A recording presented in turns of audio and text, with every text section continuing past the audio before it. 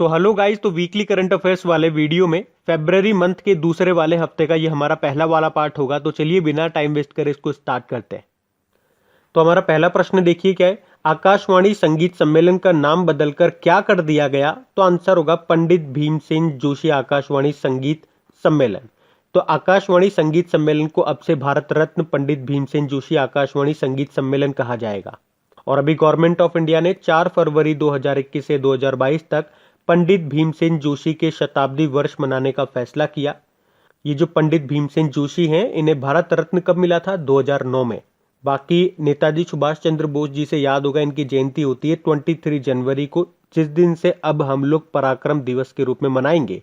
और अभी भारतीय रेलवे ने हावड़ा कालका मेल ट्रेन का नाम इनके नाम पे रखा है। बाकी मुगल सराय रेलवे स्टेशन का नाम पंडित दीनदयाल जी के नाम पे रखा गया। और कोलकाता बंदरगाह पोर्ट का नाम डॉक्टर श्यामा प्रसाद मुखर्जी के नाम पे रखा गया। फिर है, कौन सा देश दुनिया का सबसे बड़ा ऑफशोर विंड फर्म स्थापित करेगा? तो आंसर होगा दक्षिण कोरिया।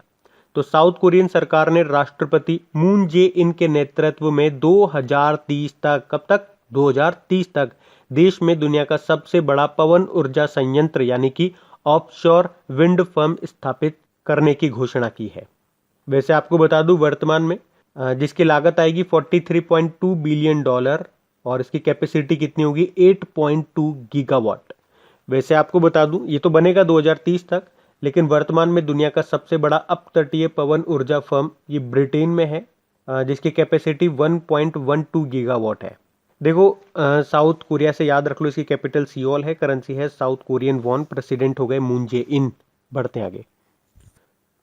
फिर बताइए, अभी किसे संयुक्त राष्ट्र जलवायु राजदूत के रूप में फिर से नियुक्त किया गया? तो आंसर होगा माइकल ब्लूमबर्ग को।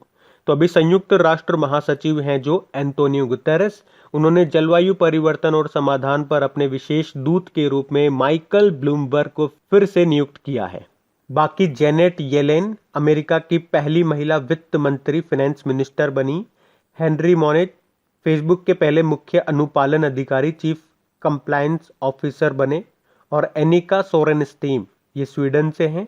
और वर्ल्ड गोल्फ फेडरेशन की अभी अध्यक्ष बनी थी, ये स्वीडन से हैं। फिर है, हाल ही में सोवियत टेस्ट में 200 रन बनाने वाले पहले बल्लेबाज कौन बन गए? तो आंसर होगा जो रूट। तो भारत दौरे पर आए इंग्लैंड के कप्तान जो रूट अपने सोवियत टेस्ट मैच में दोहरा शतक लगाने वाले इतिहास के पहले खिलाड़ी बन गए हैं। और इस तरीके से उन्होंने पाकिस्तान के पूर्व कप्तान इंजमाम उल्लक को पीछे छोड़ दिया। तो जो रूट याद रखना, ऐसे पूछा जा सकता है किस देश के खिलाड़ी हैं? इंग्लैंड के। बढ़ते आगे। फिर बताइए, किस अर्धसैनिक बल के विशेष जंगल युद्ध कमांडो फोर्स कोबरा में पहली बार महिलाओं की एक टीम को शामिल किया गया? तो आंसर होगा सीआरपीएफ। तो 34 सीआरपीएफ महिला कर्मियों की एक टुकड़ी को कोबरा यूनिट में शामिल किया गया है। कोबरा मतलब होता है commando battalion for resolute action. ये कोबरा यूनिट की स्थापना हुई थी 12 सितंबर 2008 में। सीआरपीएफ मतलब हो गया सेंट्रल रिजर्व पुलिस फोर्स, जिसकी स्थापना हुई थी 28 दिसंबर 1949 में। हेडक्वार्टर नई दिल्ली में है। इसके डायरेक्टर जनरल हैं और इसका मोटो होता है सर्विस एंड लॉयल्टी। बाकी आईटीबीपी के डायरेक्टर जनरल एसएस देशवाल हैं। और बीएसएफ के डायरेक्टर जनरल हैं राकेश अस्थाना। और सीआईएसएफ के हैं सुबोध कुमार जायसवाल, जो भी नए बने थे। बताइए, किस राज्य सरकार ने सांस अभियान को शुरू किया? तो आंसर होगा मध्य प्रदेश। सांस मतलब हो गया social awareness and action to neutralise. तो अभी मध्य प्रदेश के स्वास्थ्य विभाग ने सांस अभियान के लिए सामाजिक जागरूकता और कार्रवाई को शुरू किया है, जिसका उद्देश्य है निमोनिया के कारण शिशु मृत्यु दर को कम करना। तो क्या उद्देश्य है इस सांस अभियान का? निमोनिया के कारण शिशु मृत्यु दर को कम करना। मध्य प्रदेश की कैपिटल भोपाल है। शिवराज सिंह चौहान यहाँ के मुख्यमंत्री हैं और आनंदीबेन पटेल गवर्नर हैं। फिर है, हाल ही में किसे वर्ल्ड ट्रेड ऑर्गेनाइजेशन का नया महानिदेशक चुना गया? डायरेक्टर जनरल बन गए। तो आंसर होगा एनगोजी ओकोंजो इवेला। तो ये नाइजीरिया के अर्थशास्त्री हैं, जिन्हें वर्ल्ड ट्रेड ऑर्गेनाइजेशन के डायरेक्टर जनरल के रूप में नियुक्त किया गया है। और इस पद पर आने वाली ये पहली महिला और कह दें पहली अफ्रीकी नागरिक हैं। एनगोजी ओकोंजो इवेला इनका नाम है। तो इनका नाम याद रखना। और इन्होंने किनका स्थान लिया? रॉबर्टो एजेवेडो का। बाकी एनडी जेसी अमेजन के नए सीईओ बने। डगलस एम हॉफ ये अमेरिका के पहले सेकंड जेंटलमैन बने। कमला हैरिस के हस्बैंड है ये। कमला हैरिस कौन है? अमेरिका की पहली महिला उपराष्ट्रपति हैं। और लॉयड ऑस्टिन अमेरिका के पहले अश्वेत रक्षा मंत्री बने। अच्छा, वर्ल्ड ट्रेड ऑर्गेनाइजेशन का हेडक्वार्टर कहाँ पर है? जेनेवा, स्विट्जरलैंड में। तो ये बड़ा इंपॉर्टेंट क्वेश्चन है, याद रखने से। बढ़ते हैं आगे। अच्छा, आईसीसी ने किसे अपना वैश्विक भागीदार ग्लोबल पार्टनर घोषित किया? तो आंसर होगा बायजूस को। तो अभी आईसीसी ने 2021 से लेकर 2023 तक एक एडुटेक कंपनी है बायजूस, इसको अपना वैश्विक साझेदार यानी कि ग्लोबल पार्टनर घोषित किया है।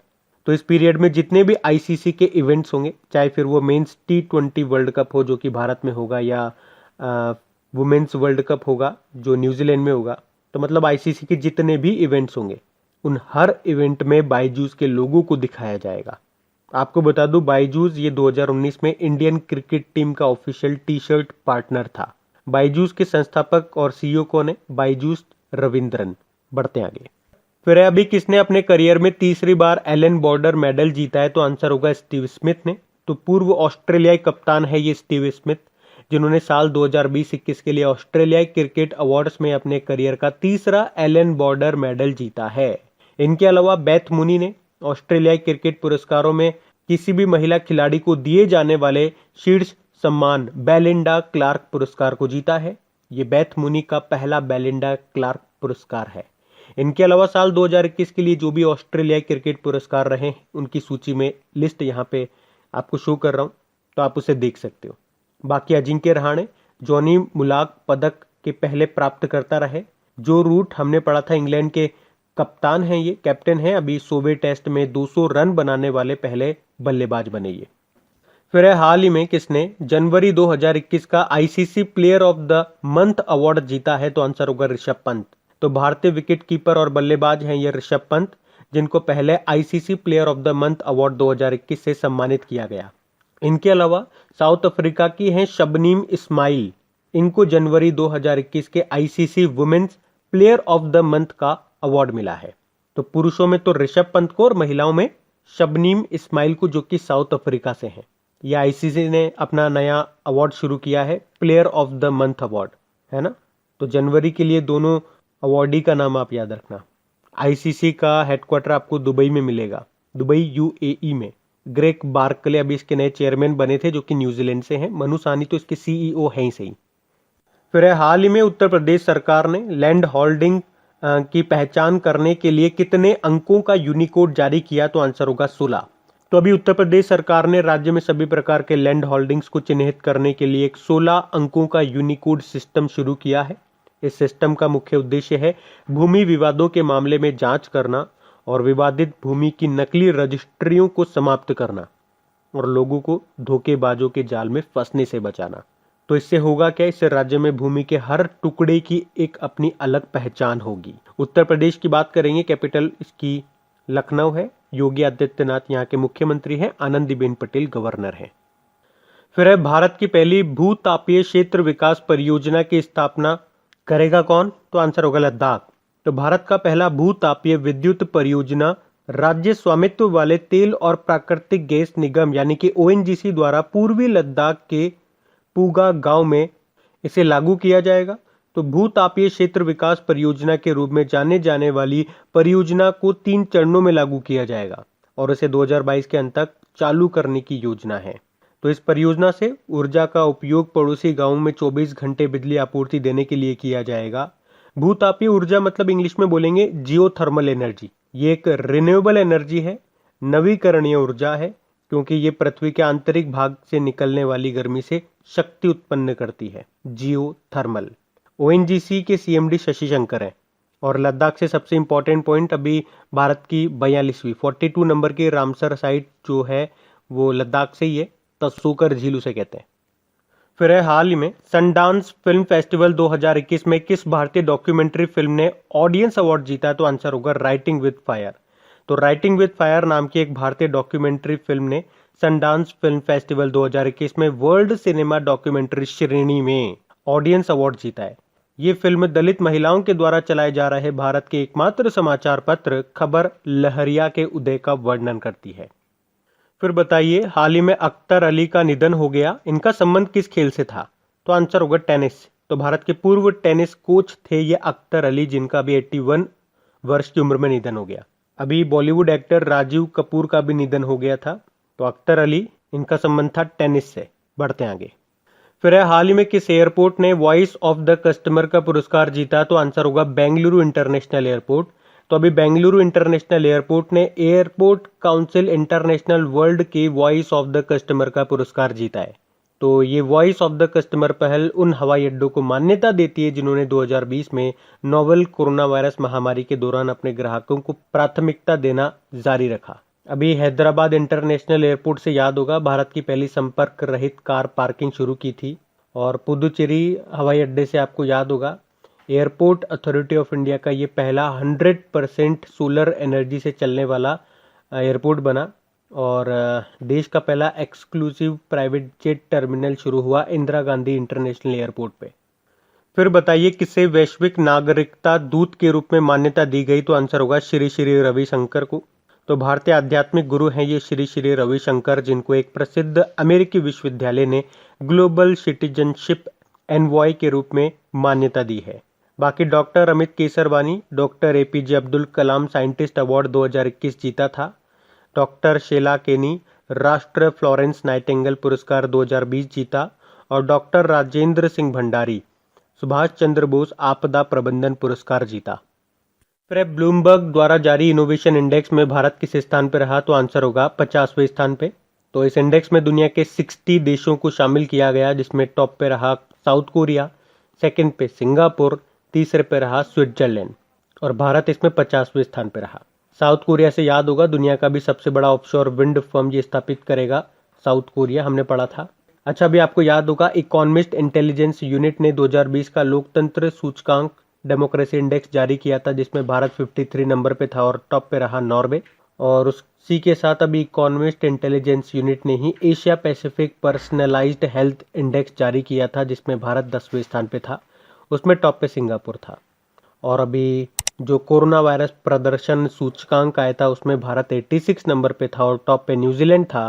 और भ्रष्टाचार धारणा सूचकांक 2020 जो आया था, जिसको जारी किया था ट्रांसपेरेंसी इंटरनेशनल ने, उसमें भी भारत 86 नंबर पे ही था और टॉप पे न्यूजीलैंड और डेनमार्क, ये दोनों देश टॉप पर थे, तो ये भी ध्यान रखना। फिर हाल ही में विश्व दलहन दिवस कब मनाया गया? तो आंसर होगा 10 फरवरी को। और अगर आपसे पूछा जाए कि किस देश ने विश्व दलहन दिवस मनाने का प्रस्ताव रखा था, तो वेस्ट अफ्रीका का एक देश है बुर्किना फासो, उसने। और इसको मनाने का उद्देश्य है दुनिया भर में दालों के प्रति जागरूकता और पहुंच को बढ़ावा देना और दालों को वैश्विक भोजन के रूप में मान्यता देना।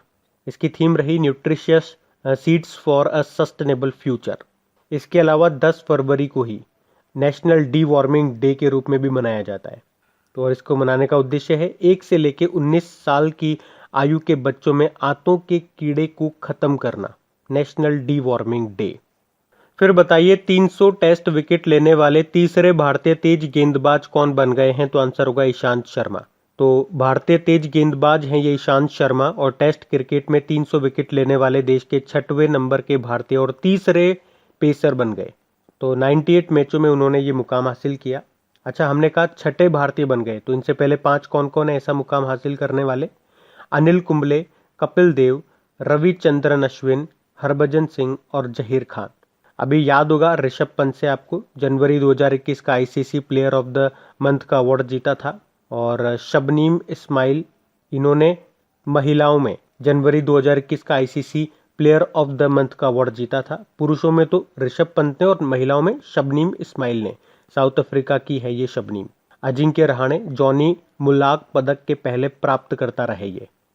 फिर हाल ही में कॉरपोरेट उत्कृष्टता के लिए इकोनॉमिक टाइम्स अवार्ड्स में business reformer of the year का अवार्ड किसने जीता? शक्तिकांत दास ने। शक्तिकांत दास कौन है? आरबीआई के गवर्नर है, 25वें नंबर के। तो कॉरपोरेट एक्सेलेंस के लिए इस साल के इकोनॉमिक टाइम्स अवार्ड्स में आरबीआई के गवर्नर शक्तिकांत दास ने business reformer of the year का पुरस्कार जीता है।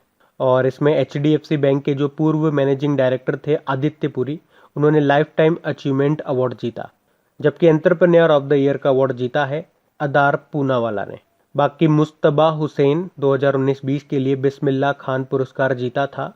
डॉक्टर राजेंद्र सिंह भंडारी सुभाष चंद्र बोस आपदा प्रबंधन पुरस्कार जीता।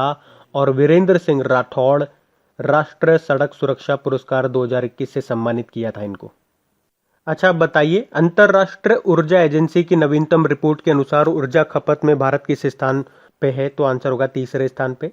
तो इंटरनेशनल एनर्जी एजेंसी ने अभी हाल ही में इंडिया एनर्जी आउटलेट 2021 रिपोर्ट जारी की है और इस रिपोर्ट के अनुसार भारत दुनिया का तीसरा सबसे बड़ा ऊर्जा खपत करने वाला देश है। और इस रिपोर्ट में यह भी बताया गया है कि अगले 2 दशकों में भारत की ऊर्जा मांग में 25% की सबसे बड़ी हिस्सेदारी होगी। अच्छा, इंटरनेशनल एनर्जी एजेंसी का हेडक्वार्टर कहाँ पर है? पेरिस, फ्रांस में। फिर बताइए, आयुष्मान भारत योजना के लाभार्थियों की सूची में किस राज्य ने 2020 में टॉप किया? तो आंसर होगा तमिलनाडु। तो अभी स्वास्थ्य मंत्रालय ने एक डेटा जारी किया, उसमें बताया कि 2018 से लेकर अब तक 3239.5 करोड़ रुपए का इलाज करवाने वाले लगभग 25.56 लाख लोगों के साथ लाभार्थियों की सूची में तमिलनाडु सबसे ऊपर रहा। पहले पे तमिलनाडु, दूसरे पे आंध्र प्रदेश और तीसरे पे रहा गुजरात। तो इस आयुष्मान भारत योजना का उद्देश्य क्या है? हर साल 5 लाख रुपए का स्वास्थ्य कवर प्रदान करना। अब तमिलनाडु इसमें टॉप पे रहा। तमिलनाडु की कैपिटल चेन्नई है। एडापड्डी के पलानीस्वामी इसके मुख्यमंत्री हैं और बनवारी लाल पुरोहित यहाँ के गवर्नर हैं। अच्छा, अगला प्रश्न देखिए, केंद्र सरकार ने किस राज्य के श्री विल्लीपुथुर मेघामलाई अभ्यारण्य को टाइगर रिजर्व बनाने की मंजूरी दे दी? तो ये आपको मिलेगा तमिलनाडु में। तो केंद्र सरकार ने तमिलनाडु में 5वें टाइगर रिजर्व बनाने को मंजूरी दे दी है और इस तरह से ये तमिलनाडु का तो 5वां टाइगर रिजर्व होगा और देश का 51वां टाइगर रिजर्व होगा। टाइगर से याद आता है, अंतर्राष्ट्रीय बाघ दिवस कब मनाते हैं हम लोग? 29 जुलाई को मनाते हैं। और भारत का पहला टाइगर रिजर्व कौन सा था? जिम कॉर्बेट टाइगर रिजर्व, जो कि है उत्तराखंड में। बढ़ते आगे। फिर बताइए, अनफिनिश्ड अ मेमोयर नाम की बुक को किसने लिखा? प्रियंका चोपड़ा ने लिखा है। तो प्रियंका चोपड़ा की ये नई बुक है जिसको रिलीज किया अभी उन्होंने, जिसका नाम है अनफिनिश्ड अ मेमोयर। और इस बुक में उन्होंने भारत में बीते उनके बचपन से लेकर अमेरिका में उनकी किशोरावस्था के दिनों के बारे में बताया है। बाकी R Giridharan right under our nose नाम की बुक को लिखा। अनुपम खेर ने लिखी थी इनकी latest book your best day is today. Vikas Khanna chef हैं ये। किचन टू ग्रेटिट्यूड नाम से बुक लिखी थी इन्होंने। फिर हाल ही में किसने गिफ्ट यानी कि गारंटीड इनकम फॉर टुमारो को लॉन्च किया? ICICI prudential life insurance.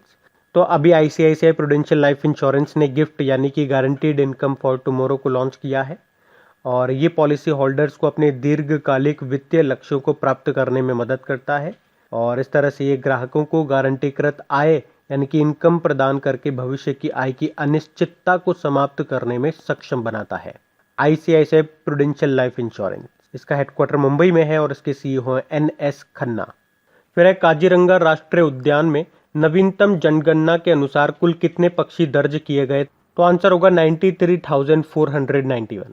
तो असम में है ये काजीरंगा नेशनल पार्क और उसमें अभी पक्षियों की गणना की गई जिसमें 93,491 पक्षी दर्ज किए गए और गणना के दौरान 112 पक्षियों की प्रजातियां पाई गई और इस बार 59,000 ज़्यादा पक्षी मिले हैं क्योंकि 2020 में जो डेटा आया था उसमें जो नंबर ऑफ पक्षी थे वो थे 34,284 और अभी जो फरवरी 2021 में हुई थी गणना उसमें कितने पक्षी निकले? 93,491।